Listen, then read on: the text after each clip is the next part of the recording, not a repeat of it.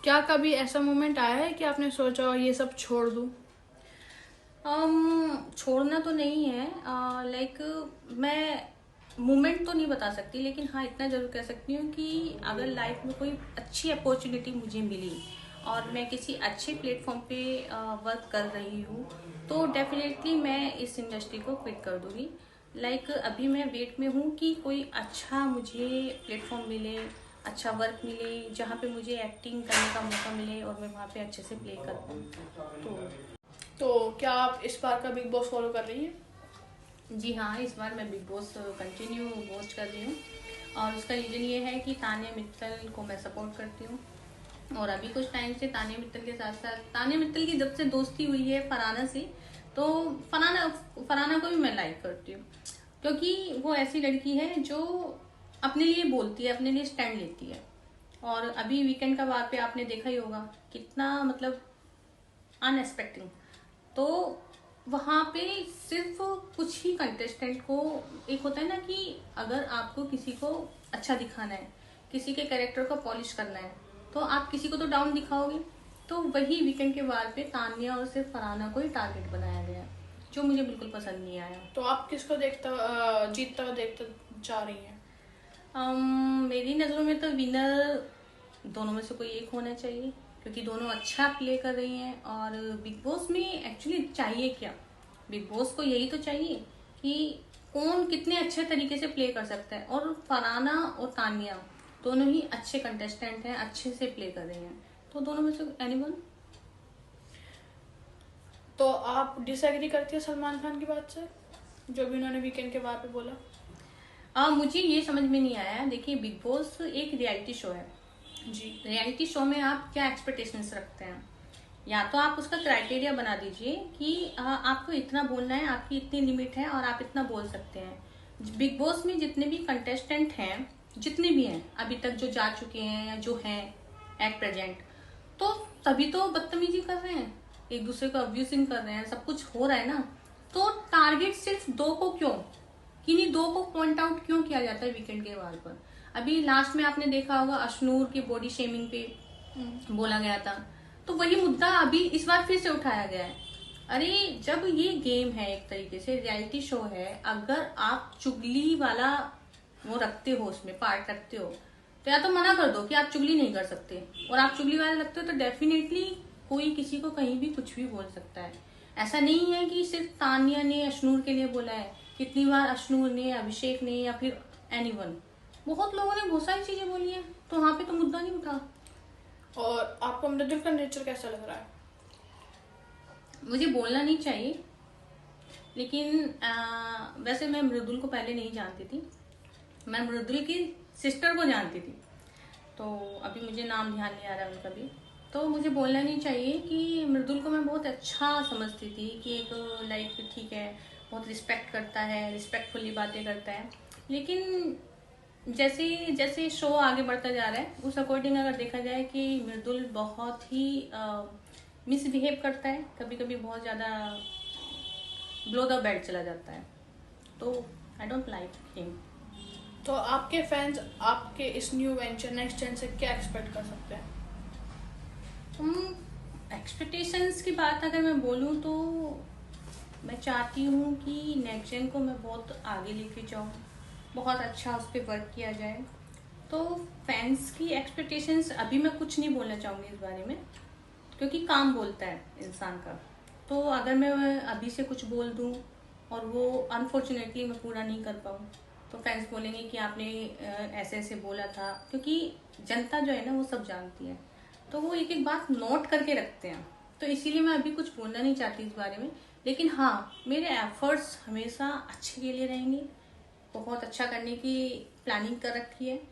लेकिन कई बार ऊपर वाले के हाथ में भी होता है कि हम सोचते कुछ हो रहा है, होता कुछ हो रहा है। तो आपकी इंडस्ट्री में कोई ऐसा है जिसको आप कंपटीशन नहीं मानते हो? कंपटीशन में मानती हूँ या नहीं मानती हूँ? नहीं मानते हो? You are asking about male और फीमेल? बहुत। अगर मैं मेल की बात करूँ तो मेल जितने भी मेरे साथ के को आर्टिस्ट हैं, डेफिनेटली वो अपना 100% देते हैं बाय एक्टिंग। और अगर मैं फीमेल्स की बात करूँ तो फीमेल्स में कुछ ही ऐसे फीमेल्स आर्टिस्ट हैं जो सिर्फ अपने आप पे काम करते हैं। मैं उनको अपने कंपटीशन में नहीं मानती। कुछ फीमेल आर्टिस्ट को मैं बिल्कुल अपने कंपटीशन में नहीं मानती हूँ, क्योंकि अगर आप उनकी प्रोफाइल एक बार वॉच करेंगी तो आपको उनका कैरेक्टर बोल सकती हूँ, वो क्लियर हो जाएगा कि वो किस लेवल पे हैं और क्या आगे अचीव कर सकते हैं। उनके अंदर कोई ग्रोथ वाली चीज़ नहीं है। तो मालविका जी, ऐसा कोई ट्रुथ है जो आपने आज तक किसी को ना बताया, वो आप अपने फैंस को बताना चाहते हो? ऐसी तो बहुत सारी चीज़ें हैं, और मुझे लगता है कि अपनी इंडस्ट्री में सबसे ज़्यादा पॉडकास्ट मैंने ही किए हैं, ऐसा मेरा मानना है। क्योंकि अब तक जो मैंने देखा है बाकी लोगों ने इतने पॉडकास्ट नहीं किए। हाँ, एक दो आर्टिस्ट हैं जिन्होंने किए हैं, लेकिन अगर मैं बोलूँ तो मैंने सबसे ज़्यादा पॉडकास्ट किए हैं। और रही बात पॉडकास्ट में मैं क्या बोल के आती हूँ, मैं क्या नहीं बोल के आती हूँ, वो डिपेंड करता है कि बहुत सारी सच्चाई हर पॉडकास्ट में हम नहीं बोल सकते। तो कुछ ऐसी चीज़ें हैं मेरी रियल लाइफ की जो मैं सिर्फ कुछ ऐसे प्लेटफॉर्म पे डिस्क्लोज करना चाहती हूँ कि लाइक जैसे जोश टॉक हो गया, तो मैं चाहती हूँ कि यहाँ नहीं बोल के वो डिस्क्लोज में वहीं पर करूँ। तो आपने नेक्स्ट सीरीज कैसे रखने का प्लान रखा है, कि क्या थीम होगी, क्या जेनर होगा? देखिए, अगर मैं आपको अभी से ये सब कुछ बता दूंगी तो वो फिर सब चीज़ ओपन अप हो जाएंगी, तो मैं नहीं चाहती कि अभी से ही फ्यूचर प्लान आपको बता के चलूँ। सॉरी टू से। तो आपके स्ट्रेंथ क्या है, सबसे बड़ी स्ट्रेंथ अगर हम बात करें तो आपके बारे में? मेरी स्ट्रेंथ मेरा सेल्फ मोटिवेशन। कैसे मोटिवेट होती हैं? लाइक अगर मैं बोलूँ कि कभी कभी डीमोटिवेट भी हो जाती हूँ तो उससे बैठती हूँ, सोचती हूँ, थोड़ा रो लेती हूँ और फिर अपने आप की खुद की पीठ थपथपाती हूँ और फिर खुद को मोटिवेट करके खुद। और जब मैं कभी डीमोटिवेट होती हूँ तो मैं यूट्यूब पे जाती हूँ और मैं अपने कान्हा जी की कुछ ऐसी चीज़ें सुनती हूँ जहाँ से मैं मोटिवेट हो जाती हूँ, फिर से मुझे स्ट्रेंथ मिलती है और फिर से स्टार्ट करती हूँ। तो आपका फेवरेट वेकेशन प्लेस कौन सी है? वेकेशन प्लेस हिल्स एरिया, कोई भी जहाँ पे लाइक थोड़ा सुकून मिले। तो आप लास्ट कहाँ पे गई थी? मैं लास्ट कहाँ पे गई थी मुझे खुद को याद नहीं है कि मैं लास्ट कहाँ पे गई थी। मे बी चंडीगढ़ गई थी मैं शायद। चंडीगढ़ हिल्स एरिया में आता है? हिल स्टेशन में नहीं आता है, लेकिन मैं जहाँ पे गई थी वही बताऊंगी ना आपको। पसंद मेरी कौन सी चीज़ है और फिर वो वाली चीज़ अलग हो गई ना, तो मैंने सिर्फ वही बताया कि मैं गई कहाँ पर थी, और शायद एक दो जगह और गई होंगी तो मुझे खुद को याद नहीं। ऐसी कोई प्लेस जो आपके ड्रीम क्योंकि मैं लिस्ट में जाती हो? रहती हूँ। हाँ ऐसी कोई प्लेस जो आपकी ड्रीम लिस्ट में हो कि आपको जाना ही जाना है कभी ना कभी? हाँ, वो है अमरनाथ। अच्छा। अमरनाथ की यात्रा पे मुझे जाना है एक बार लाइफ में जरूर। जाओ फिर, बंद कर दो। मालविका जी, आप पर्सनली किस चीज़ से सबसे ज़्यादा इंस्पायर होती हैं? मैं पर्सनली देखो, ह्यूमन बीइंग से मैंने इंस्पायर होना बिल्कुल बंद कर दिया है, काफ़ी टाइम हो गया है। तो मैं पर्सनली अटैच हूँ कान्हा जी से, और आपने देखा होगा मेरा डे का स्टार्टिंग कान्हा जी से ही होता है। तो उन्हीं से मैं इंस्पायर हूँ, और उन्हीं की कुछ लाइक गीता तो मैंने नहीं पढ़ी है तो मैं ये चीज़ बोलूँ, और इतनी बड़ी भक्त भी नहीं हूँ, देवी भी नहीं हूँ, तो थोड़ा थोड़ा उनको फॉलो करती हूँ। उन्हीं की रील्स आती हैं या फिर यूट्यूब पे कुछ देख लिया तो उनको फॉलो करती हूँ और उन्हीं को अपना मोटिवेशन मानती हूँ। आपके करियर का वो कौन सा मूवमेंट है जिससे आपको लगा कि लाइफ चेंज हो रही है? लाइफ चेंज के बारे में तो मैं यही कहूँगी कि मेरी लाइफ तो आई थिंक पैसा आज के टाइम पे सबसे बड़ा लाइफ चेंजिंग सोर्स है। तो मैं यही बोलूँगी कि मैंने जब फर्स्ट वेब सीरीज की थी तो उस दिन मुझे ऐसा लगा कि अब थोड़ा लाइफ में कुछ चेंज आया है, तो उसी दिन को मानती हूँ। हमने सुना है आपका कोई न्यू वेंचर आया है?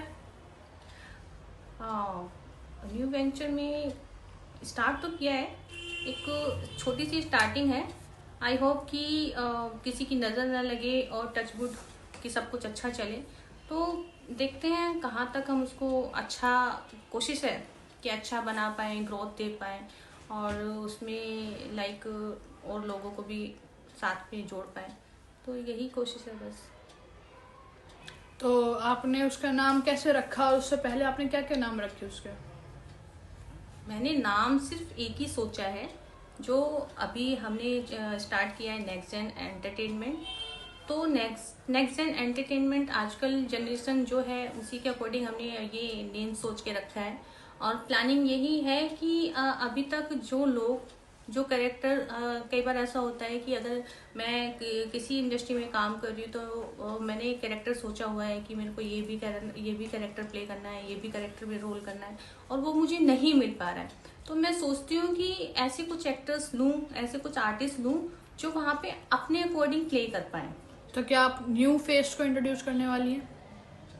नॉट नाउ, अभी तो नहीं, लेकिन हाँ प्लानिंग है। देखो अभी किसी भी चीज में स्टार्टिंग में हम इतना नहीं कर पाते हैं, लेकिन अगर ऊपर वाले ने चाहा, अगर कान्हा जी ने चाहा, तो डेफिनेटली हम वो सब कुछ करेंगे। तो आपके फैंस नेक्स्ट जेन से क्या एक्सपेक्ट कर सकते हैं?